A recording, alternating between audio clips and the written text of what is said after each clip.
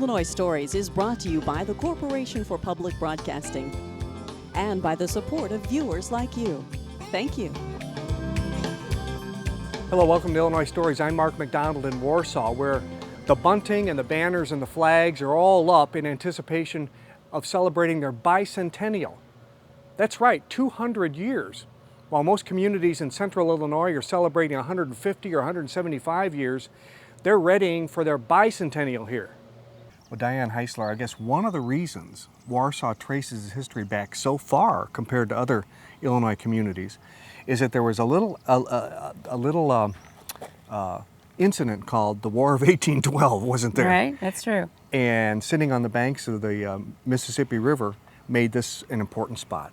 Yes, it was a scouting fort, actually to detect, to guard the eastern part of the United States from Indians on the other side, the river. I mean, they kind of used it as an outlook post. Mm-hmm. And then it was built in 1814, this fort was. We're talking about Fort Edwards. Fort Edwards. And that's what this monument commemorates. Mm-hmm. And the monument was erected in the 1930s, I think, something like that.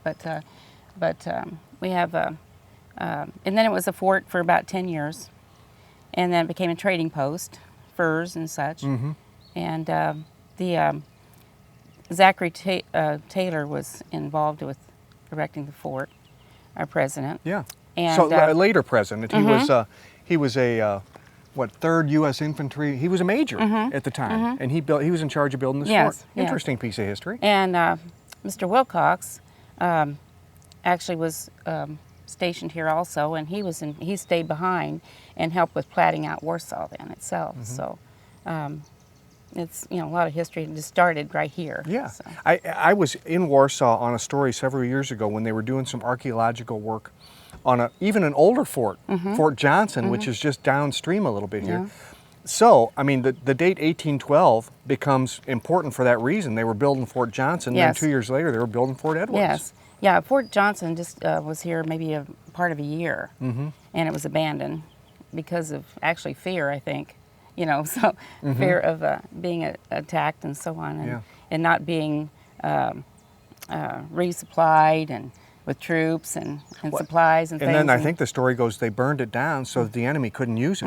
Yeah, so they got out of there and burned it, and away they go. Yeah, and then they start building this one. Yeah, this is more of a strategic place, I think, than the Fort Johnson actually was. You could see farther and actually get a better view of what was going on around you. So, speaking of that, give us the lay of the land here, because we're on a bluff overlooking the Mississippi River.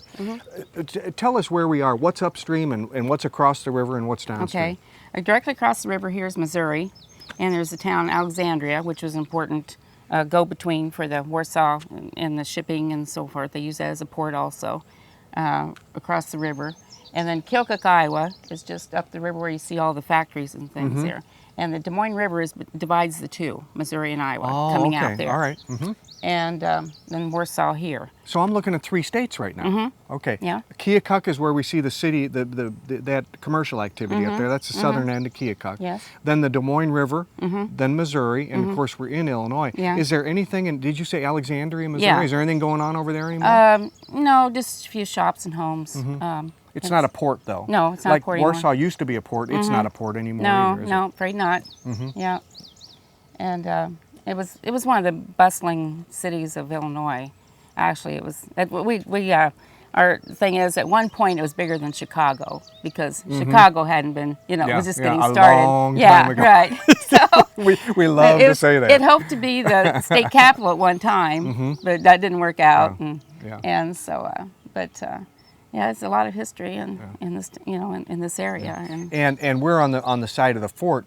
Just one block that way, we can't see it from here with the camera. One block that way is a city park. Yes. And that was also used by the soldiers. Oh yes, they used it for their marching grounds. Their drills and so on. Yeah. Well, thank you. Beautiful view from here. Yeah, it is. Yeah, it is. Jay Melvin, there was a time in this country when there were lots of local breweries. Yes. And in Warsaw, this large Warsaw Brewing Company grew up. And as you can see from what's left and from the ruins here, it was a sizable operation, wasn't it? Oh, yeah. It was probably one of the biggest ones. rumor has it that Al Capone used to like the beer here. I heard that too. I don't know if it's true, but yeah. But he would come down from Chicago and grab the beer and go back up. You and your wife bought this place back in the 90s, huh? Mm-hmm. And what was it? What condition was it in at the time? All the roofs were caved in. Oh goodness. And all the windows broke out. So I started with the roofs, and then I went through a divorce and then got remarried. And you kind of lose a little money during a divorce, so it took me a while to heal up, and then we started going to try and make a liability out of it, or an asset. An asset instead of a liability. Yeah. So you and your present wife now run a restaurant here. Is it called the Warsaw Brewing Company? Yes. Okay. And you've been operating the restaurant for six years? Yeah, since '06. Yeah, yeah. What's it like running a restaurant in an old building like this? You get a lot of people that see it, and they just are more interested in the building sometimes than what's going on. They probably want a tour, don't they? Oh yeah. I noticed on the main floor here, it looks like you use most of that, but those floors above, you've got them in great shape, but they're just all empty. Yeah. Really? Yeah. Really all empty. You have any plans for the usage? We did originally. We wanted to have like another floor of restaurant, and then we also wanted to have like a few like motel rooms, but it's got a freight elevator, and it costs way too much to refurbish it or put a new one in. So you would have to have an elevator before you could go up. Yeah, yeah. That's not in the cards right now. Not right in the cards right now. Well, you know, I know a lot of people like I have taken the river road past here, and you can just get a glimpse of the old brewery, and I'm sure they wondered what the heck that was down there. So now you've filled us in, and if they want to, they're welcome to come down and have dinner, right? Oh yeah, we have lunch and dinner. Yeah. And we originally, before I bought it, when you would boat out on the river, all you could see was the fourth floor of the structure. This was all it was all grown up, huh? Yeah. Yeah. Yep. So you got it all cleared out. It looks like a park now. Yeah. It's lovely. Well, thank you. Uh-huh. Mike Heisler, you know, it's great to visit a town like this with people who have lived there for a long time, because we would never find places like this cabin that you brought me to.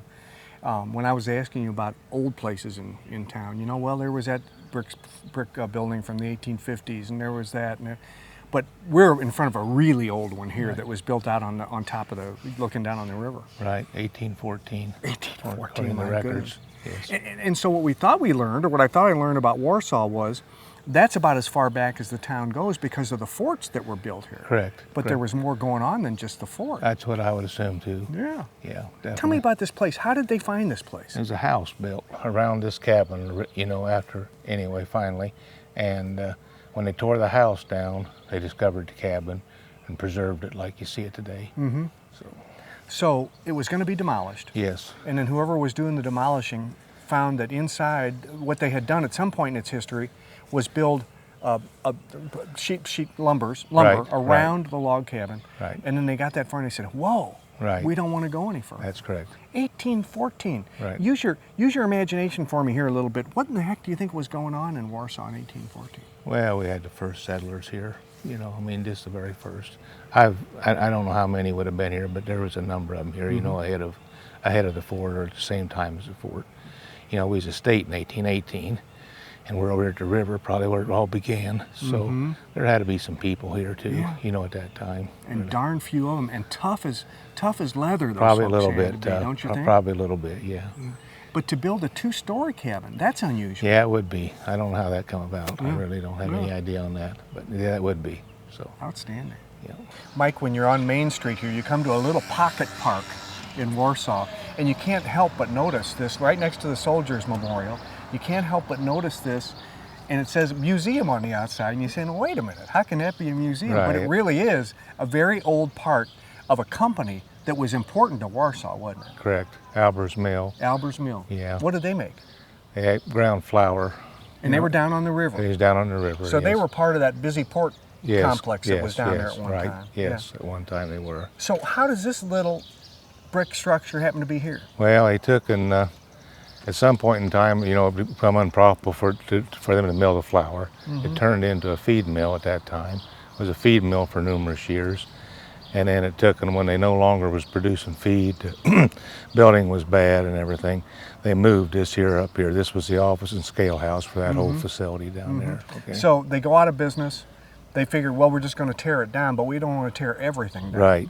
So they moved this in 1998. Right. They moved this up here. Right. It was built in 1856. 56, yes. They built it pretty good, didn't Right, they? they did. Yeah. Right. Okay, Robert Frank, you lived in Warsaw all your life. haven't Yes, you? I have. And you've been a mayor of Warsaw. Yes, 6 years. And your dad was a mayor of Warsaw. Yes, he was. And I noticed when we drove down the street, everybody waves at you. Everybody knows you. Yeah, I've been here all my life. Is it a polite wave, or are they saying, Some of it, some is, some isn't. and they call you Busher? Yes. Okay, can I call you Busher? You can call me anything you Okay, want. all right. Busher, we're standing in front of one of the oldest places in Warsaw. In fact, this place used to be a hotel, It was a hotel and a tavern. Okay. Yes. and it was called what? Warsaw House. Warsaw House. Okay. Yes. Now, this thing is not only old, but it has a very interesting story behind it. Yes. On June 27th, 1844, a mob gathered here after they had imbibed in a lot of spirits, and they got drunk and they headed to Carthage to kill Joseph Smith. Well, this all started when a newspaperman in Nauvoo and a newspaperman in Warsaw got into it over the rights of the people to publish certain things. The governor knew there was trouble. The governor sent troops here, but the mob was such a wild mob that the troops kind of disappeared, and the mob went on to Carthage, where they shot and killed Joseph Smith. Wow. And Joseph Smith also was armed and had a gun. 7 people were indicted. 5 of them were from Warsaw, and all of them were acquitted.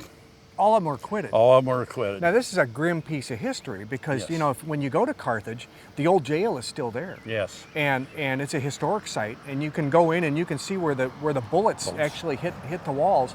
And those folks that went up there as the mob, it originated here. Right here. Oh, And man. as soon as they shot him, they returned back here and continued their parties. Whoa. Kathy Egley, when you walk into the Hill Dodge Bank, you kind of see, wow, they really are celebrating 200 years because you and your mom and a couple of friends have put together a quilt that's going to be raffled off for the big bicentennial. And how cool is this with all these historical images on it? Totally awesome. Yeah. What was it like putting it together? Well, first let me ask you this. Who had the idea of putting historical images on a quilt? Well, 4 came up with the idea and went from there. Who did? All My 4 of mother you? and my daughter, and then a friend of the family's. Yeah, is that Yes. right? Yeah. And with 4 of you working on it, you didn't fight, huh? Everything went okay? Oh, we all had our opinions, but no, not really. One of the things you don't see in a quilt these days is these look like photographs. But you say to yourself, they can't be photographs because it's on material. How did you do it? I started by scanning the photos, and then we bought some fabric transfers that actually run through the printer, so your actual image prints on that material. That's right. And then what you do is you just put it together like you would any other quilt. Yes, You sew the sew material. in piece, yep. Do you have, well, let me point one out here, because we've seen this. We've seen the Fort Edwards Monument up there on the hill, and this is an old photograph with people standing in the background. Do you have any favorites? There was a lot of favorites, and the hardest part was trying to pick which pictures to put on it because I had so many. But I would have to say probably the Fort Edwards. Okay, was that the one I just pointed out? Yep, the Fort Okay. Edwards. Uh-huh. Also probably the schools. They were a big part of our Okay, history. would you point that out for us? There's the grade school, Okay, this one here. the high school. Okay, and is this still here? Yes, Okay. this is still here. This isn't It's no more. gone. Uh-huh. And then they also had a LeClaire school that went back A a third long school. time. Okay. LeClaire Street School. LeClaire Street School. Uh-huh. Yep.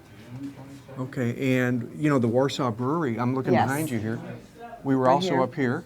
Got a chance to see That's that. been restored and then Here's the yeah. new and the old, the original Carnegie City Hall. Library.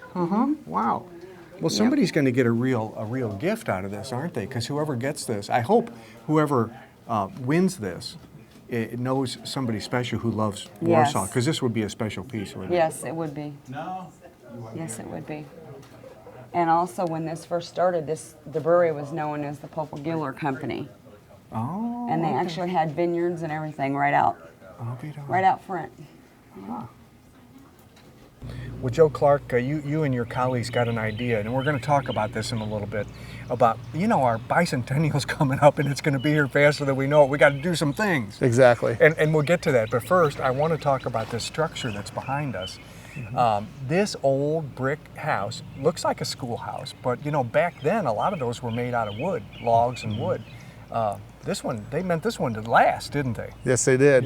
Yeah, it was built in 1841. John Hay, Warsaw is one of Warsaw's most famous citizens, grew up here and went to school here. He wasn't born in Warsaw, but he did go to school here, attended this school, and it's been preserved fairly well over the years. We've done some work to it. John Hay, of course, went on to become President Lincoln's personal secretary during his years of presidency, and also went on after that to several diplomatic positions as far as Assistant Secretary of State and working in other capacities. Also a noted author, he wrote several books, and notably one about the President Abe Lincoln himself. So he gets out of school here, becomes a young man, gets elected to the state legislature, goes to Springfield, gets to know Lincoln, and becomes his most trusted person. I would have to say so.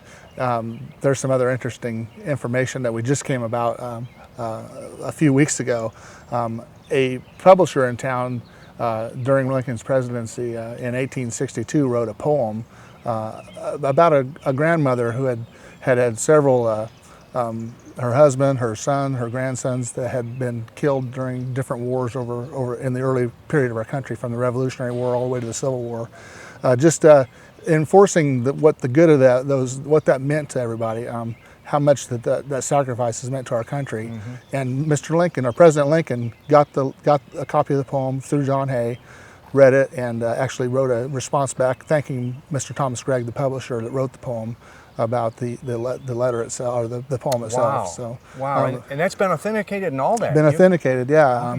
A gentleman out in Virginia found it in a trunk of old family things and sent it to a local business here, and they took it to Springfield, authenticated. And the interesting thing about that is that John Hay actually wrote the letter as it was dictated to him by President Lincoln. President Lincoln signed it and then sent it to Warsaw, or sent it to Thomas Gregg in Warsaw. At the end of this month and the beginning of next month, you're going to have a weekend celebration for the Bicentennial. Sure. What sort of things can people expect to find if they come? Well, of course, we'll have an opening ceremony, and in 1862, of course, they buried a time capsule, as is customary at those kind of things. We're going to raise the time capsule, examine the contents during the opening ceremony, and have those on display for the whole weekend. And then we actually will close a new time capsule up on Sunday evening at the closing ceremony, and putting new things in with the vault that will hopefully keep things preserved for centuries. We hope that the things that are in there from 1862 are still, in good shape. There'll be a spectacular parade on Saturday morning. We've got the 399th Army Band from Fort Leonard Wood participating, a pipe and drum corps from Springfield, several different horse hitches, including a Clydesdale team, and a lot of other local and things like that. We'll have there's a community picnic in the park that afternoon that's free of charge to everybody that comes, so that's going to be a great draw. We've got some local talents that are going to be performing during the afternoon that people will enjoy, and of course there'll be kids games and all kinds of things like that. In the evenings, on Friday evening and Saturday evening both, there's going to be what we call a massive concert at the brewery area. We went out and found some, we've got a local band starting off each evening that are really very talented, and we brought in a couple of different bands, one for each evening from away from here, St. Louis and over by Bloomington, Illinois, that are really up and coming, so it should be a good time for everybody. And then of course Sunday we're calling Family Day, the fish fry, some more, a great blues band that afternoon which features a local person in it, and then an ice cream social that afternoon, the closing ceremony, and also that evening a Southern gospel group called the Chosen Ones is going to be at our celebration. Hey, 200 years doesn't come around every day. You got to do it right, huh? No, that's correct, and we hope we have something for everything we think we do, or for everybody we think we do. It's going to be a massive weekend. We're really planning, and a lot of people have been putting a lot of hard work into it, so we hope everybody enjoys it. Thanks. So. Well, Robert, there was a time when there were two big breweries and a distillery all operating in Warsaw at the same time. Yes, that's correct. And this one that we just saw here, the Union Brewery, it looks like it was quite a piece of work. Yes, as you can see, the remains of the caves where they stored the finished product. This was owned by a Mr. Schott and a Mr. Rother, and they're not very well known as Zbergy is, but they sold two different brands of beer. They wasn't in operation as long as the brewery. And this is all that remains of it. But at the time, as you can see by the picture, was tremendous. Yeah, it was brewery. a going deal. And it was, as we look out at the river here, this was very close to where all the major river port, the river activity was. This would have been a really good place to locate. Yes, because the boats came in here and unloaded people and got goods on them, and I'm sure they took on a few bottles of beer. And if we go north, then we get hit to the other brewery, which was the Warsaw Brewery. Yes. And further north yet was where the distillery The old distillery was, yes. So Warsaw had kind of a checkered reputation, I would assume. Two breweries and a distillery for a rather small community. That's right. But it wasn't always small, was it? No. In the beginning, it was going to be the capital of Illinois, and that just didn't pan out. Yeah. Well, thank you. Yeah. Robert, you just don't hear about communities building libraries these days. No, if you anything, they're getting out of the library business. That's correct. We had a very prominent second generation attorney here in Warsaw that donated $1 million to the city to build this new library. And this was about 9 years ago. And I assume that the community uses the heck out of this thing. Yes, that's one of the reasons they built it so close to the school, is so the kids could come here, and they have computer hookups inside, and they're pretty busy. I mentioned, over in Springfield, I know that they're closing some of the branches, and that's going on everywhere. But then when you see this, a big, beautiful new building, it kind of puts you in a good mood. Yes. Because the fate of libraries isn't very good right now. We're very fortunate for the Lammies to do this. Yeah. Yes. Robert, when you look at these small communities, many of them have Carnegie libraries that were built in the early part of the 20th century. You're very fortunate in Warsaw because this has seen several lives, hasn't it? Yes. When you were mayor, this became the city hall, and then you worked out of this building. That's correct. What was it like working out of a Carnegie library? It was great. From what we used to have, this was a step upward and a great thing for the town. It's a tremendous building. City Hall's been here for 9 years, and it was all modernized on the inside. City clerk is upstairs there, and the police department is downstairs, so they're separated. And it just makes a good thing for the town. Yeah, and the reason that it's no longer a library is because somebody from this community offered to build a new library, which we're going to see next. Yes, Leon Lammy, the attorney, built a new library. So when that happened, we got possession of this library here and turned it into City Hall. And you and everybody else that worked for the city who had to work out of that old bank building down on Main Street, that was a pain in the rear, wasn't it? It was completely outdated and unmodern, and it wasn't half as nice as this. That's all it was suitable for, was city government, right? That's right. Thanks, Mayor. Gary Euland, everybody in this town knows the name Hill Dodge. I mean, this bank has been operating here for, I think you told me it's nearly 150 years.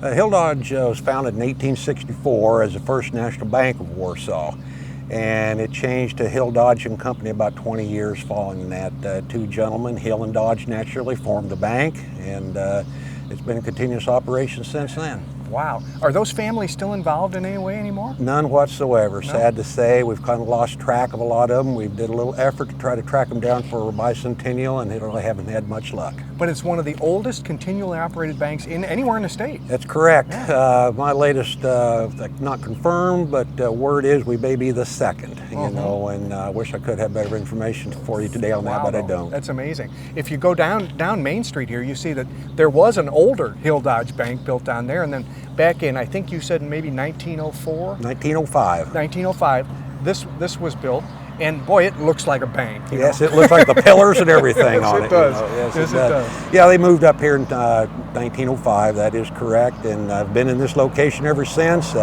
No name changes since then, which is kind of strange in today's world. It's very unusual. Bank changes and such as that. We're a privately owned bank.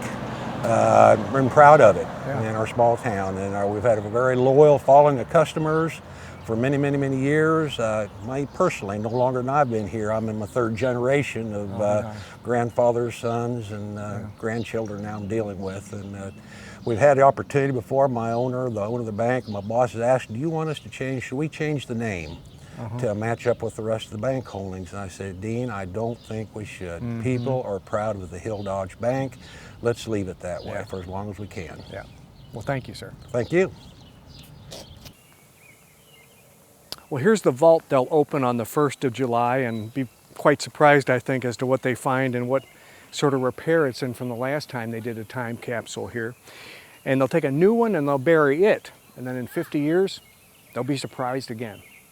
With another Illinois story in Warsaw, I'm Mark McDonald. Thanks for watching.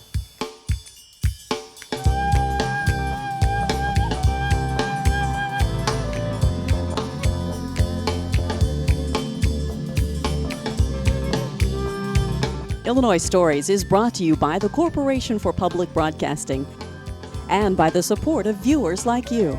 Thank you. For a DVD copy of the program you've just seen, send $19.95 to Network Knowledge, P.O. Box 6248, Springfield, Illinois 62708. Be sure to include the program name, subject, and when the program aired. You can also order with your credit card by calling 800-232-3605.